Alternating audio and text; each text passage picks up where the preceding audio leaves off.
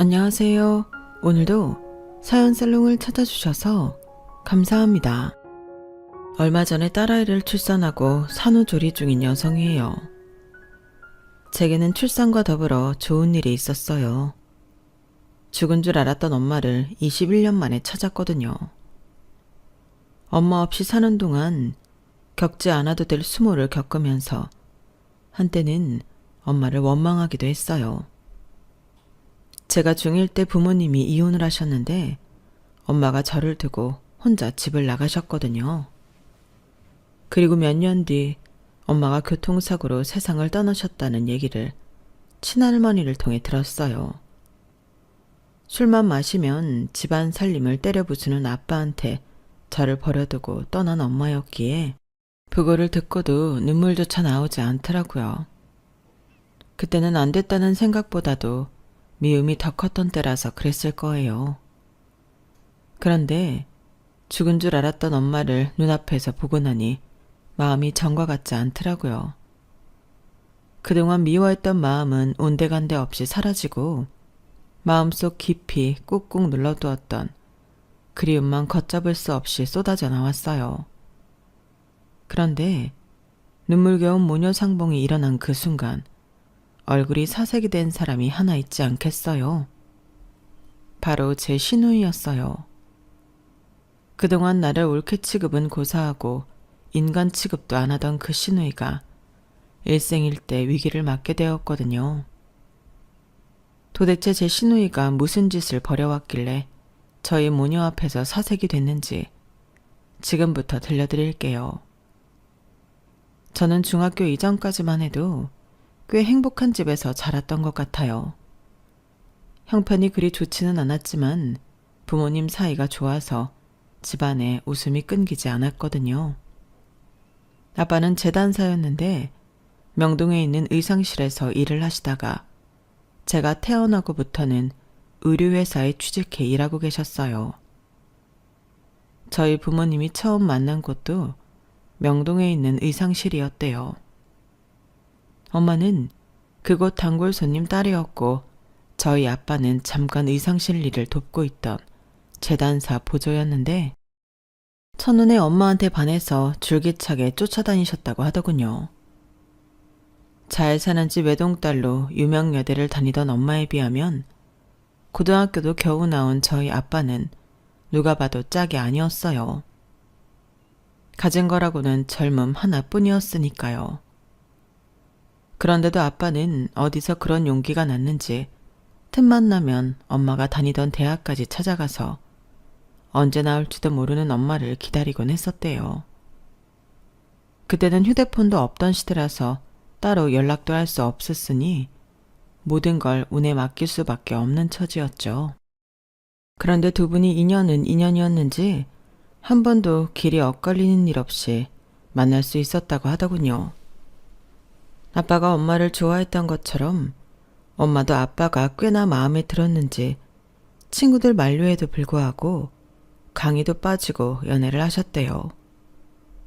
그러다가 덜컥 저를 임신하신 거예요. 그 일로 저희 외삼촌들이 저희 아빠를 끌고 가 흠씬 두들겨 패기도 했고 외할아버지는 하나뿐인 딸을 집에 가두시기도 했지만 결국엔 저희 엄마가 맨발로 집에서 탈출해 당시 아빠 혼자 살던 자취방으로 들어가면서 게임 오버가 되고 말았죠. 그렇게 저희 부모님은 혼인신고만 한 채 결혼 생활을 시작했고 그 일로 화가 단단히 나신 외할아버지는 저희 엄마와 연을 끊으셨어요. 하루아침에 잘 사는 집 딸에서 가난한 재단사 보조의 아내가 된 엄마는 돈의 무서움을 태어나 처음 경험하게 되었어요. 하지만 아직 한창 젊을 때라서 두려움은 없었던 모양이에요. 엄마는 저를 임신한 상태에서도 돈을 벌기 위해 결혼식장에서 피아노를 치는 아르바이트를 하셨다더군요. 자신은 입어보지 못한 웨딩드레스를 입고 친정아빠 손을 잡은 채 버진로드를 걷는 신부들을 보면서 속으로 많이 우셨대요. 그래도 남편 앞에서 그런 내색을 하지 않으려고 집에 들어갈 때는 늘 웃는 모습으로 들어가셨대요. 제가 태어나고 얼마 지나지 않아 아빠는 의류회사에 취직을 하셨고 그때부터는 생활이 조금 나아졌던 모양이에요. 그래서 엄마랑 아빠는 이게 다 제가 복덩이라서 그런 게 아니겠냐고 하셨다더군요. 제가 초등학교에 다닐 때까지도 저희 집은 꽤 행복했어요. 비록 아빠 혼자벌이로 생활을 해야 해서 생활이 넉넉한 편은 아니었지만 엄마가 워낙 야무지게 살림을 하셔서 남한테 부끄럽지 않을 정도로는 살 수 있었거든요. 하지만 살다 보면 의도치 않게 목돈이 들어가는 경우가 생기잖아요. 가령 시부모님이 다치셨거나 시동생들 학비나 결혼 비용을 도와야 한다거나 하는 일이요. 저희 친가는 시골에 있었는데 반듯한 땅 한 평 없이 남의 땅에서 농사를 지으며 사셨어요. 그러다 보니 형편이 좋을 수가 없었죠. 할머니는 톡하면 저희 집에 연락해 돈 부탁을 하시고 했던가 봐요. 제 기억에도 엄마가 할머니로부터 그런 전화를 받는 것 본 기억이 있을 정도니까요. 아빠 월급으로 우리 세 식구 사는 것도 빠듯한데 시댁에 돈까지 보내야 해서 엄마는 종종 아르바이트를 하곤 하셨어요. 김밥집에서 파트타임 아르바이트도 하시고 학습지 첨삭지도 아르바이트도 하셨죠. 그렇게 번 돈은 그대로 저희 친가로 보내지곤 했어요. 나중에 아빠가 그 사실을 알고 할머니한테 전화해 말다툼을 하곤 하셨지만 어디까지나 그때뿐이었어요. 저희 친가에선 아빠 눈을 피해 툭하면 저희 엄마한테 돈 부탁을 했고 그럴 때마다 엄마는 아빠 몰래 돈을 만들어 시골에 내려보내곤 했으니까요. 지금 생각해보면 저희 엄마는 없는 살림에도 이상하게 부티가 나는 사람이었던 것 같아요. 동네 사람들 그렇고 제 친구 엄마들도 그렇고 저희 엄마를 대할 때는 묘하게 올려다보는 느낌이 들었거든요. 반지나 목걸이 같은 것도 하나 없이 늘 수수한 차림이었는데도 말이죠. 그런데 그 답을 나중에서야 알게 되었지 뭐예요. 성인이 되고 나서 어릴 때 친구가 저희 집에 놀러 온 적이 있었어요.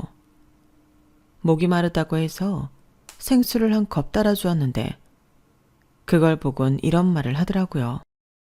와, 이거 보니까 너희 어머니 생각난다. 너희 어머니도 항상 이러셨거든. 우리 어릴 때 너희 집에 가면 되게 신기한 게 많았어. 너희 엄마는 물 한 잔을 주실 때도 늘 컵에 작은 받침을 해서 주셨거든. 간식을 내어주실 때도 접시 밑에 패드를 깔아주셨고 꼭 레스토랑에서 대접받는 기분이었다랄까? 너희 집이 잘 사는 집이 아니었는데도 항상 꽃병에 꽃이 꽂혀 있는 것도 되게 신기했어. 그래서 엄마들이 그랬잖아. 너희 외가가 엄청 잘 사는 집일 거라고. 친구 말을 듣고 보니 어릴 때 기억이 새록새록 났어요. 그리고 제 습관이 그때 엄마한테서 왔다는 것도 알 수 있었죠. 하지만 그때는 엄마에 대해 좋은 감정이 없었기 때문에 내가 엄마의 습관을 그대로 이어받았던 게 그리 달갑지만은 않았어요. 앞에서 말씀드린 대로 저희 엄마는 제가 중학교 1학년이 되던 해에 아빠와 이혼을 하고 집을 나가셨거든요. 저희 부모님의 불화는 제가 초등학교 5학년이 되던 무렵부터 시작됐어요. 아빠가 다니시던 회사가 부도가 나면서 아빠는 하루아침에 직장을 잃으셨어요. 설상가상으로 전체적으로 경기가 안 좋은 데다가 특히 의류업계는 상황이 너무 안 좋아서 아빠는 직장을 찾을 수가 없었어요. 그래도 어떻게든 생활비를 벌어보시겠다고 새벽같이 막노동이라도 하려고 나가보셨지만 일하겠다는 사람은 많고 인력을 쓰겠다는 곳은 얼마 없어서 매번 공을 치기 일쑤였어요. 당시 경기가 안 좋아서 더더욱 일자리를 구하기 힘들었던 것 같아요. 밤에는 대리운전을 하시고 낮에는 막노동이나 이삿짐 센터에서 일당을 받고 일을 하셨는데 일이 안 되려고 그랬는지 크고 작은 사고가 생기는 거예요. 대리운전을 하다가 사고가 나서 돈을 몰아주게 되고 이삿짐을 나르다가 다쳐서 한동안 병원 신세를 지게 되고 그러다 보니 대리운전도 이삿짐 나르는 일도 더는 할 수 없게 된 거예요. 돈을 벌려고 시작한 일 때문에 오히려 빚만 늘어난 셈이었죠. 결국 아빠는 성차는 몸으로 다시 일을 시작하셨고 그나마 할 수 있는 일이 막노동이었어요. 하지만 막노동파는 일이 고정된 게 아니어서 하루 일하고 2, 3일 쉬는 게 거의 일상이 되었죠. 그럴수록 저희 집은 점점 더 형편이 어려워졌고요. 당시 엄마는 엄마대로 식당 일을 하셨는데 하루는 엄마가 일하던 고깃집에서 술이 취한 손님이 엄마한테 추근댔던 모양이에요. 당장 한 푼이 아쉬웠던 엄마는 손님의 추태를 참고 넘겼던 모양인데 문제는 아빠가 그 모습을 목격했다는 거였죠. 늦은 밤에 퇴근하는 엄마가 걱정됐던 아빠가 엄마가 일하는 가게까지 가셨는데 전면 유리 너머로 엄마가 손님한테 추행을 당하는 걸 본 거예요. 그 길로 가게 안으로 달려들어가 손님 멱살을 잡고 바닥에 내던져 버렸죠. 그 바람에 허리를 삐끗한 손님은 저희 아빠를 폭행으로 신고했고 가게 주인인 저희 엄마를 해고했어요. 졸지에 직장 일을 잃고 합의금까지 물어내게 된 거죠. 문제는 그 이후 아빠가 이상해졌다는 거예요. 사사건건 엄마를 의심하기 시작했거든요. 그 자식이 손을 잡고 추근대는데 당신은 왜 가만히 있었어? 혹시 당신도 즐기고 있었던 거 아니야? 이상하잖아. 왜 가만히 있었냐고. 당신, 일한다고 밤늦게 다니는 것도 혹시 다른 짓 하느라 그러는 거 아니야? 말해봐. 말해보라고. 여보, 제발 이러지 말아요.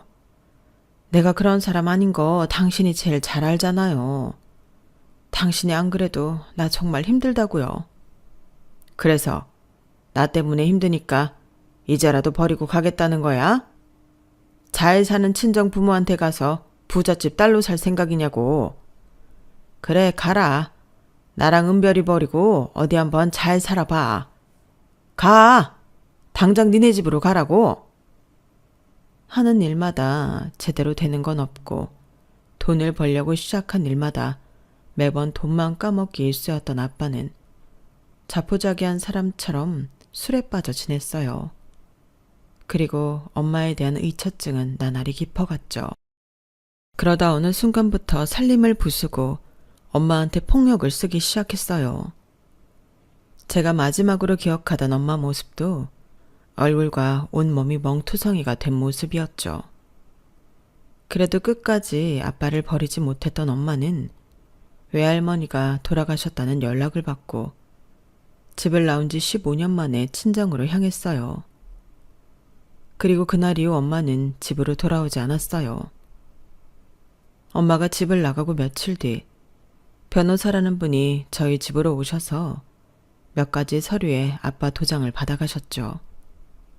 그리고 한 달여쯤 지나서 아빠가 그러시더라고요. 엄마랑 이혼을 했다고요.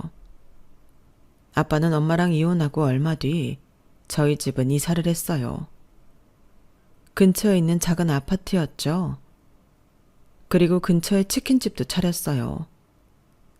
당장 월세도 못 내서 쫓겨날 판이었던 우리 집 형편에 갑자기 어디서 그런 돈이 났는지는 얼마 지나지 않아 알게 되었어요. 시골에서 할머니랑 고모가 올라왔었는데 그때 어른들이 하는 얘기를 몰래 들었거든요. 저희 외가에서 해주었다고 하더군요. 제 양육비 명목으로 돈을 주었다는데 그 얘기를 듣고 고맙다는 생각보다는 배신감이 더 컸어요. 적어도 내 엄마라면 남편한테 자식 잘 키우라고 돈을 줄 게 아니라 나를 데려가겠다고 했어야 하는 게 아닌가 생각했거든요. 돈 몇 푼 주고 나를 버렸다는 생각에 엄마에 대한 그리움이 순식간에 사라져버렸어요.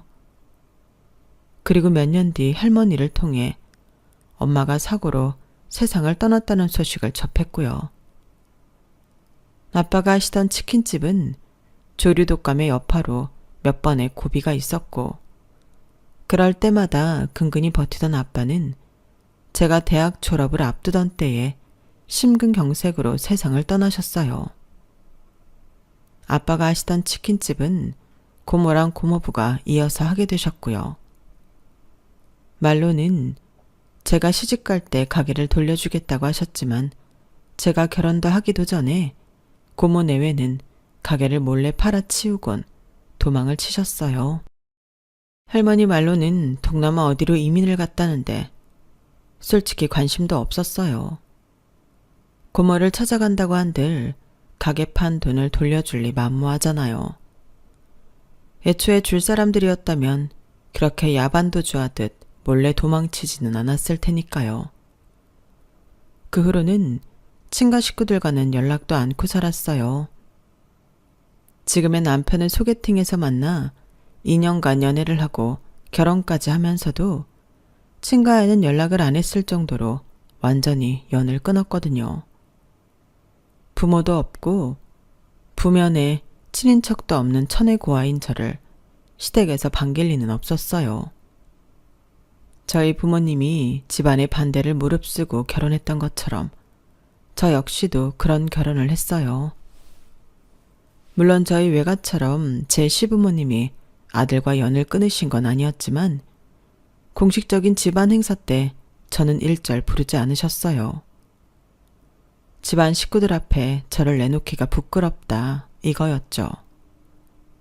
어차피 남편과 결혼을 결심했던 무렵부터 이런 일은 예상했던 거라서 딱히 상처를 받거나 하지는 않았어요. 시부모님 사랑은 못 받아도 내 남편 사랑은 충분히 받고 있다고 생각했으니까요. 문제라면 우리 부부 사이에 아이가 생기지 않았다는 거, 그거 하나뿐이었죠. 난임 클리닉에도 가보고 임신에 좋다는 한약도 먹어봤지만 이상하게 애가 생기지 않더라고요. 임신에 대한 스트레스 때문에 탈모가 생길 정도로 제가 예민하게 굴었더니 하루는 남편이 그러더라고요. 요즘엔 딩크족도 많잖아. 우리도 그렇게 살자. 그러다 아이가 생기면 좋은 거고 아니면 많은 거지. 머리에 500원짜리 땜빵까지 날 정도로 고민할 게 뭐 있어. 우리 그냥 흘러가는 대로 살자. 생각해보면 그리 대단한 말은 아니었는데도 그땐 그 말이 위안이 됐어요. 남편한테 말은 안 했지만 그동안 제가 아이 갖는 거에 혈안이 됐던 건 아이라도 없으면 언제고 남편한테 버림받지 않을까 하는 걱정 때문이었거든요. 저희 부모님은 자식이 있는데도 불구하고 그렇게 죽고 못 산다던 사람이 한순간에 헤어졌는데 남편과 저는 그 정도로 사랑했던 것도 아니었기에 더더욱 걱정이 됐던 거죠.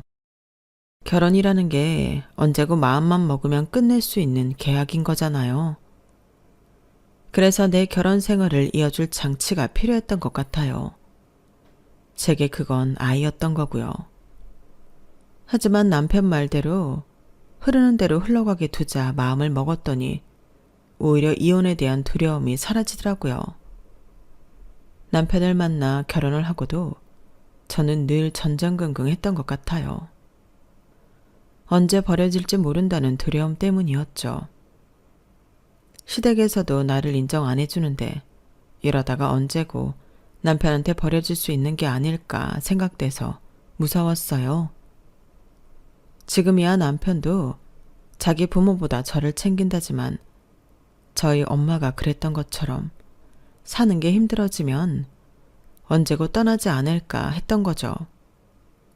그런데 마음을 고쳐먹고 나니까 우리 부부가 이혼을 하게 된다면 그건 내가 남편한테 버려지는 게 아니라 우리 부부가 합의하에 헤어지는 거라는 생각이 들더라고요. 사람이 마음먹기에 따라 다르다더니 그 말이 맞더라고요. 그렇게 생각이 정리되고 나니까 신기하게 일이 잘 풀리기 시작했어요. 그동안 저는 거들떠도 안 보시던 시부모님이 명절에 저도 부르기 시작하셨거든요. 그동안 남편만 명절 당일에 잠깐 얼굴 비추고 돌아오곤 했었는데 말이죠. 갑자기 이렇게 변한 이유가 뭘까 궁금했는데 식사 말미에 아버님이 그러시더라고요. 네가 회사에서 일을 꽤 잘한다는 얘기는 들었다. 너희 회사 김 전무가 내 밑에서 일하던 사람이거든. 그 친구가 남 칭찬을 하는 사람이 아닌데 말이야. 에이, 우리 아버지 며느리 칭찬 듣고 기분 좋으셨구나? 맞아요. 우리 은별이 일 잘하기로 유명해요. 나도 이 사람 일하는 거 보고 반했으니까. 우리 회사랑 협업할 때도 이 사람 덕 많이 봤거든요. 남편은 이때다 싶었는지 시부모님 앞에서 제 자랑을 늘어놓았어요. 옆에서 듣는 제 얼굴이 벌겋게 달아오를 정도로요. 모르긴 해도 우리 은별이 어머니랑도 잘 맞을걸요? 딱 보니까 물건 고르는 센스가 어머니랑 판박이에요. 제 말 못 믿으시겠으면 언제 같이 한번 쇼핑 나가보세요. 그날 남편이 했던 말 때문인지는 모르겠지만 얼마 뒤 시어머님이 쇼핑하러 나가신다고 저를 부르셨어요. 저는 차를 끌고 시댁에 가서 어머님을 태우고 백화점과 편집샵을 돌았어요. 그리고는 간단하게 식사를 하고 다시 어머님을 댁에 모셔다 드렸죠. 그런데 어머님이 저랑 쇼핑을 하시는 게 꽤나 즐거우셨던 모양이에요. 이후로도 자주 저를 부르시더라고요. 예, 넌 이런 샵은 어떻게 알았니? 물건 질도 괜찮고 딱 내 마음에 드는 것만 모아놔서 쇼핑할 맛이 나지 뭐니. 우리 혜지랑 다닐 땐 한 번도 못 와본 곳들인데 말이야. 저도 일 때문에 알게 된 분들한테 소개받은 곳이에요. 물론 가격대가 있어서 쿠션이나 작은 소품 외엔 사본 게 없지만요.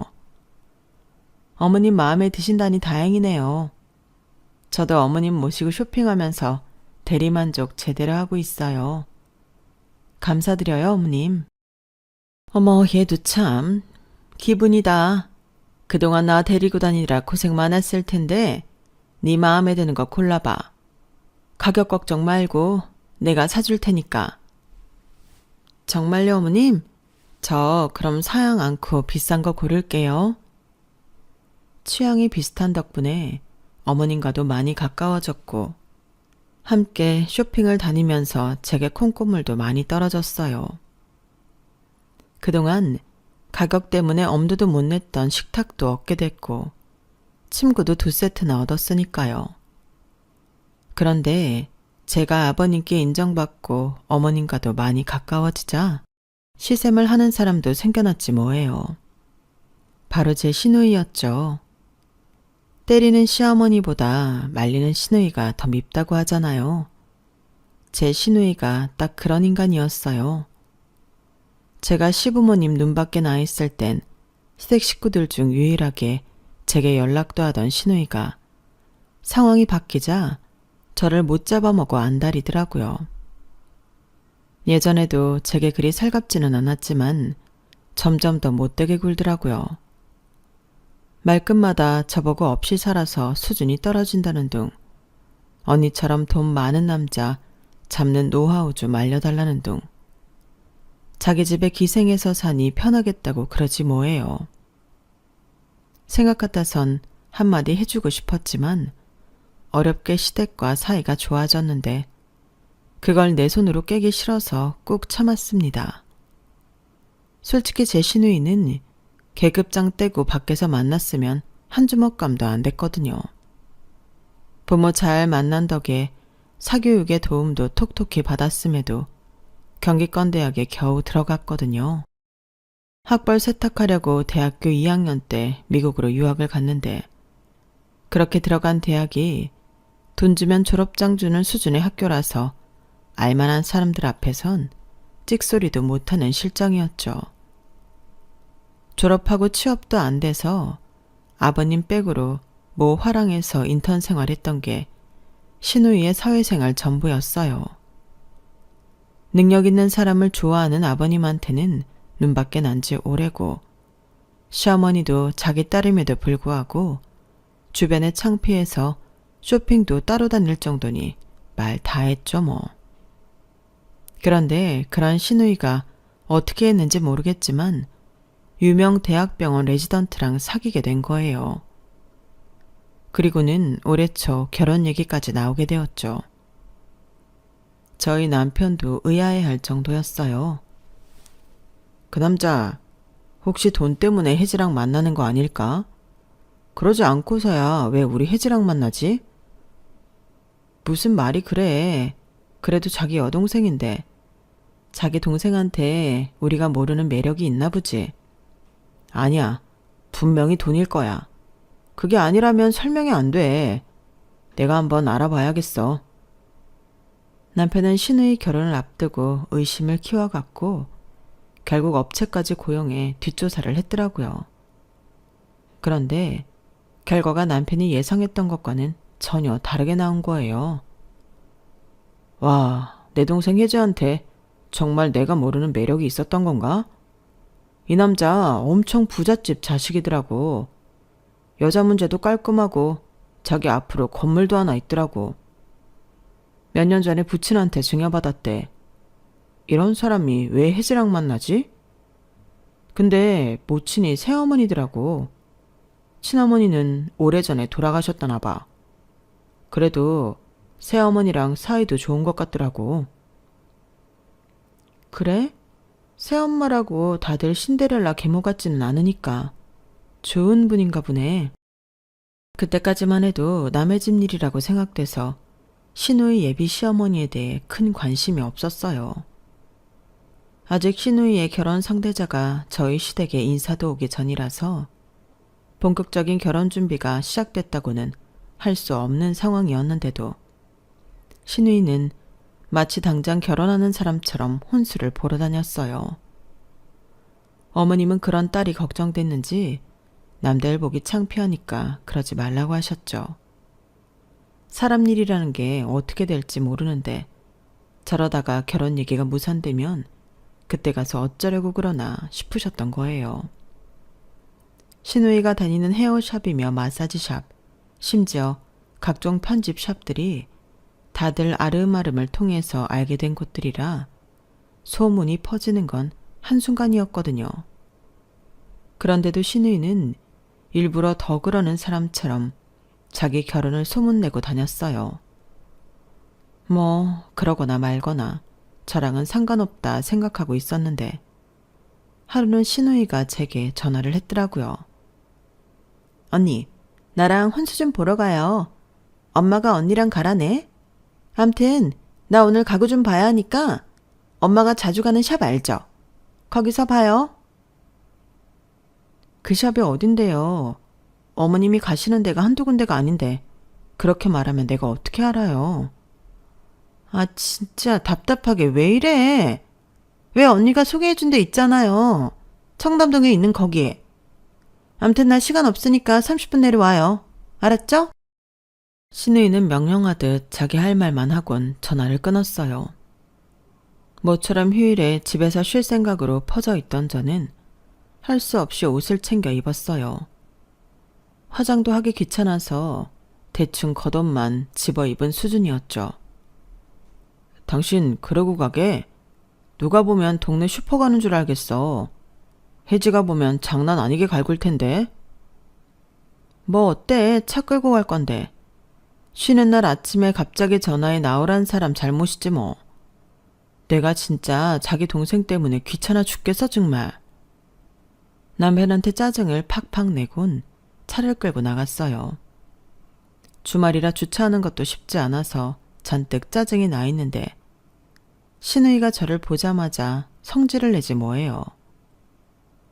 아, 왜 이제 와요? 팔 끊어지는 줄 알았네. 이거 받아요. 아, 안 받고 뭐해요? 일단 그거 차에 실어놔요. 아가씨, 그걸 왜 내 차에 실어요? 아가씨 차는 어디에 두고? 그런데 신우이가 뭐라는 줄 알아요? 주말에 내가 뭐하러 차를 끌고 나와요? 주차하기도 힘든데. 짐꾼 있는데 그럴 필요 없잖아요. 짐꾼? 설마 지금 나보고 짐꾼이라는 거예요? 뭘 모르는 척이야. 언니, 우리 집 짐꾼이잖아요. 우리 엄마랑 쇼핑할 때도 언니가 짐 들고 다니는 거 내가 다 아는데 뭘 새삼스레 아닌 척이야. 언니 따위가 우리 집에서 할 수 있는 게 그거 말고 뭐가 있다고. 치칠이 궁상인 집구석에서 살다가 우리 오빠 꼬셔서 신분 상승한 줄 알았어요? 언닌 그저 우리 집에 짐꾼하러 들어온 거예요. 착각하지 말아요. 주제를 알아야지. 잠만 말고 짐 들라고. 신우이는 성질을 빽 내며 손에 들고 있던 쇼핑백을 제게 던졌어요. 그 바람에 길에 있던 사람들이 전부 저를 쳐다보더라고요. 주말이라 거리에 사람들도 꽤 많았는데 그 앞에서 이런 꼴을 당하고 보니 울컥했어요. 순간 눈물이 핑 돌더라고요. 그런데 그때 누가 제 앞에서 허리를 구부리고는 쇼핑백을 대신 줍고 있는 거예요. 한눈에 봐도 품이 있어 보이는 여사님이었어요. 그분은 쇼핑백을 정리하더니 끈을 신우이 손에 쥐어주셨어요. 그런데 신우이가 그분 얼굴을 보고는 얼굴이 하얗게 질리더라고요. 어머님! 혜지씨, 여기서 또 보네요. 본인이 쇼핑한 물건은 본인이 챙겨야죠. 안 그래요? 그런데 이분은 누구시죠? 그러자 신우이는 저를 힐끔 보더니 후줄근한 제 차림이 마음에 안 들었는지 대뜸 이러는 거예요. 아, 저희 집에서 일하는 가사도우미예요. 제가 짐이 많아서 불렀어요. 은별씨, 이거 집에 좀 가져다 놔요. 제 이름을 들은 여사님이 움찔하시더니 저를 뚫어지게 바라보시더라고요. 그런데 그 얼굴이 제가 아는 얼굴이었어요. 21년 전에 집을 나갔던 제 엄마였거든요. 아무리 세월이 흘렀다지만 제가 제 엄마 얼굴을 모르겠어요. 그런데 그분 역시 저를 보시고는 단번에 알아보셨는지 눈에 눈물이 차오르더라고요. 그리고는 제 이름을 부르셨어요. 은별아, 우리 은별이 맞지? 나 기억 안 나? 엄마야. 엄마가 어떻게 여기 있어? 할머니가 분명히 엄마가 사고로 죽었다고 그랬는데? 죽었다던 엄마가 어떻게 멀쩡히 살아있는 건지 알 수 없었어요. 그래서 멍하게 엄마를 바라보고만 있었더니 엄마가 달려와 저를 와라 껴안고는 어깨가 흔들릴 정도로 우시더라고요. 한참을 길거리에 서서 끌어안은 채 울었던 우리 모녀는 제 차로 가서 얘기를 나눴어요. 신우이가 그 정도 눈치는 있는지 따라오지는 않더라고요. 다만 얼굴이 흑빛이 돼서는 어쩔 줄 몰라 했지만요. 차에 나란히 앉은 우리 모녀는 그간 못다한 이야기를 나눴어요. 엄마가 외할머니 장례식 때 외가에 갔을 때 벌어진 일들까지 모조리 다요. 당시 얼굴과 온몸에 멍이 든 엄마를 보신 외할아버지는 당장 아빠를 죽여버리겠다고 난리를 치셨고 결국 외할아버지의 요구에 따라 이혼을 하게 되었다더군요. 변호사를 통해 저에 대한 양육권과 친권을 요구했지만 아빠는 끝까지 반대를 하셨대요. 이혼 소송을 하면 간단히 끝날 일이었지만 엄마는 그럴 수 없었다더군요. 아빠한테서 저마저 뺏어버리면 아빠가 어떤 선택을 할지 불보듯 뻔했으니까요. 네 아빠를 살리는 방법은 너를 아빠 곁에 두는 것뿐이었어. 그 사람 너마저 없으면 세상에 미련을 둘 게 없는 사람이었으니까. 그래서 대신 너랑 네 아빠가 먹고 살 수 있는 돈이라도 보내야겠다고 생각했다. 고생이라도 않고 살 수 있도록. 아빠랑 이혼을 하고도 한동안 저 모르게 아빠를 찾아왔던 엄마는 외할아버지 성화에 재혼을 하게 되면서부터 발길을 끊었다고 했어요. 그게 저랑 아빠를 위해서도 그렇고 새로운 가족에게도 도리인 것 같다면서요. 할머니가 제게 엄마의 부고를 알렸던 것도 그 무렵이었어요. 이제 엄마가 죽었다고 생각하라는 의미였겠죠. 엄마를 통해 그동안 제가 알지 못했던 얘기들을 듣다 보니 조각이 맞지 않았던 퍼즐이 하나씩 맞춰지는 기분이 들었어요. 그리고 엄마가 나랑 아빠를 버린 게 아니라 아빠를 위해 떠날 수밖에 없었다는 걸 알게 되자 엄마에 대한 미움도 사라져 버렸죠. 그날 이후 엄마는 재혼한 남편분과 아들한테 저희 부부를 인사시켜 주었어요. 엄마의 아들은 전 부인의 자식이었는데 처음 저희 엄마를 보던 순간부터 무척이나 잘 따랐다고 하더군요. 엄마가 재혼을 결심한 것도 그 아들 때문이라고 했어요. 참 다행이다 싶더라고요. 우리 엄마가 새로 이룬 가정에서 새 남편과 새 아들한테 사랑받고 있다는 걸 느낄 수 있었거든요. 그런데 그래서 걱정이 됐어요. 제 시누이랑 그 집 아들이 결혼을 해도 되나 싶었거든요. 이것도 어떻게 보면 겹사돈이라고 할 수 있는 거잖아요. 제 엄마가 시누이의 시어머니가 되는 꼴이니까요. 그래서 어떻게 해야 하냐고 조심히 물었는데 글쎄 그 집 아들이 정색을 하지 뭐예요. 네? 제가 혜지 씨랑 결혼을 한다고요? 아니 누가 그런 소리를 해요.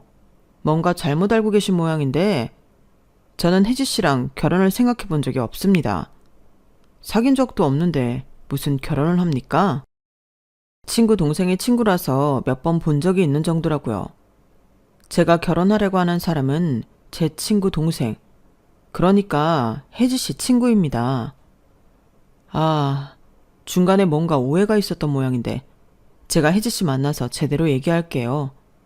괜한 신경 쓰시게 해드려서 죄송합니다. 남편과 저는 어이없는 상황에 할 말을 잃었어요. 그때까지만 해도 누구 말이 맞는 건지 판단이 안 섰으니까요. 그런데 어머님께 전화해 물었더니 바로 답이 나오더라고요. 안 그래도 시누이 친구가 집에 찾아와서 한바탕 난리가 났던 모양이에요. 친구가 좋아하는 남자한테 시누이가 꼬리를 쳤던 게 들통이 났거든요. 남자가 받아주지 않자 거짓 결혼 소문까지 퍼뜨리고 다녔더라고요. 와, 저는 살면서 이런 상또라이는 또 처음이었다니까요. 어쨌거나 겹사돈이 되는 게 아닌가 했던 제 걱정은 말끔히 사라졌어요. 그날 이후 1년이나 지난 지금은 그동안 그렇게 바랐던 아이도 생겼고 죽은 줄 알았던 친정엄마 사랑도 듬뿍 받으면서 육아에 빠져 지내고 있답니다.